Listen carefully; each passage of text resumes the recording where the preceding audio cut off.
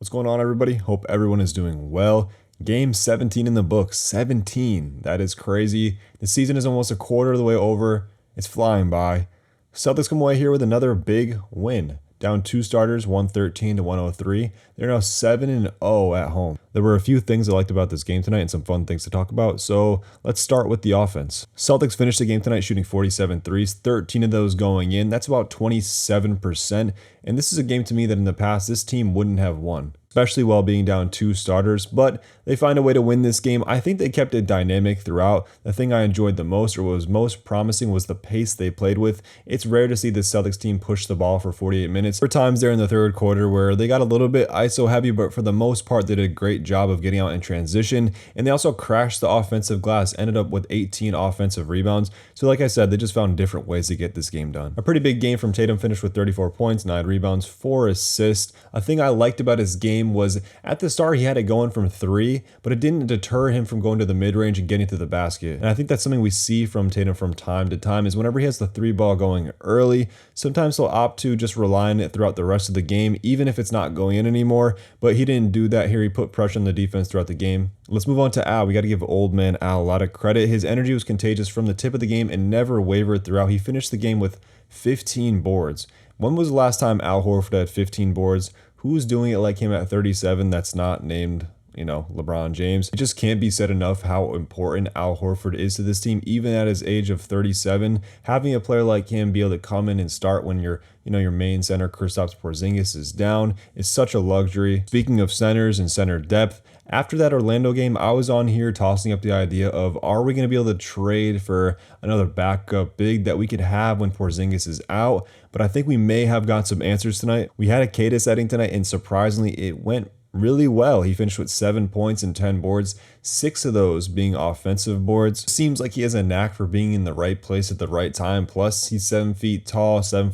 wingspan, pretty athletic. And on the offensive end, it didn't look terrible. He has a touch, right? It was like every shot was like rimming in, rimming out, but he's still, has come back from injuries, working his way back into the lineup, getting used to the offense. It's just a really interesting look if he has 2 or 3 more games like this in the next week or two and KP's out.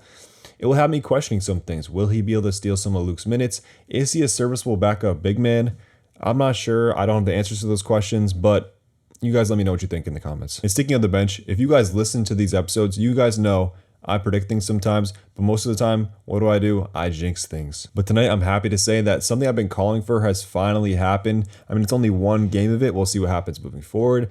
But I was talking about how Joe needs to find a 9th or 10th man, Svi, O'Shea, Benton, Brissett, one of them, and just stick with them and let them ride it out with the starters so they can get used to the group and they can be serviceable. We saw Benton get the spot start tonight. He played a total of 20 minutes. He didn't get 3 minutes and get yanked after making a mistake. He actually got some run out there. That being said, after this performance, I don't know how I feel about him moving forward. I don't think he did a terrible job. I actually think he played his role pretty well. He wasn't asked to do a whole lot. Basically, stay out of the way of the Jays, crash the boards, try to make some hustle plays, run the floor, don't get burned too badly on defense. And I think that's the main reason he started, was for the defensive end of the ball. Benton kind of matches up well with the Hawks' length and versatility. I think that's the reason that Joe picked him for tonight's game. Moving back to the starters. I usually don't hit on each starter, but I thought they all played so well tonight, they deserve it. JB, box score doesn't look great, 21, 3, and 7. Decent efficiency from the field. But overall, I really liked his approach. He had a good balance of knowing when to attack and then knowing when to make plays for others. And maybe save the best for last year. D. White, I mean, how impressive was his game overall, and how just great has he been this year? Remember when D. White first got here, I feel like the general consensus on him was, if he's not shooting well, okay, then he's not playable. And I feel like even at the time, Ime felt that way too, because there was moments in the finals that D. White was played off the floor, or at least that's the way it felt. Whether that was a fair view of him at the time or not, or maybe he just wasn't in the right role. How much has he improved? How much more comfortable does he look on this Celtics team? He finished tonight with 15, 11, and 4, 0 for 6 from 3, 0 for 6 from 3, and he impacts the game more than anybody else on the floor besides Tatum. Shout out D. White, man. I hope that contract extension this summer gets done, and I hope going to the next season, he's not left off the dumb top 100 players list. He's got to be top 50, top 60 player in the league. We were at that point in the episode. We were at the quick hits portion. So let's move on to Sam Hauser. How great has Sam been? I'm always on the Sam train. I'm always pumping it up, hyping it up.